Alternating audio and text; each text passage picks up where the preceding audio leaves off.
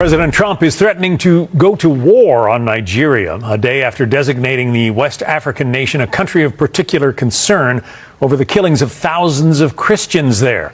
Stephanie Bennett is live in London with more on this. Stephanie.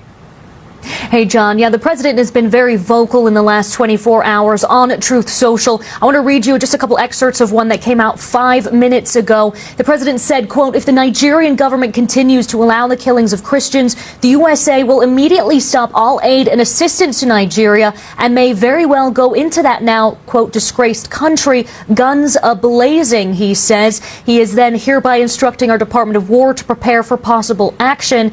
And he also says in that post, warning the Nigerian government better move fast. Now, yesterday, the president posted also on Truth Social announcing that he was going to put this country as a country of particular concern, saying something must be done. He's now asking Congressman Riley Moore, Chairman Tom Cole, and the House Appropriations Committee to look into it and to report back. I think this is going to make a huge difference, and we're going to get right to work on this and get to the bottom of what's happening and give President Trump a full menu of options that we can use to try to stop these killings.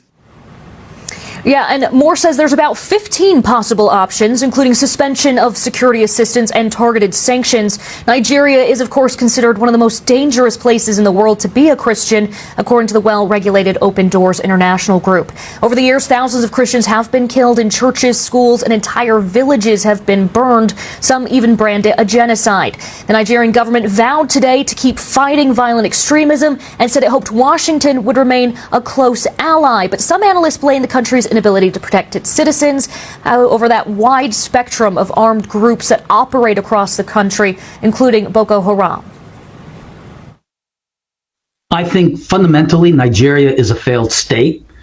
Corruption is simply out of control. So are the kinds of resources that should be there. It is a major exporter of oil. So it should be a rich country, but a lot of it gets diverted through corruption. So they don't have the resources in order to provide their security forces what they need in order to fight back. And in order to combat this issue, earlier this year, Washington approved $346 million in arms for Nigeria. Back to you, John. All right.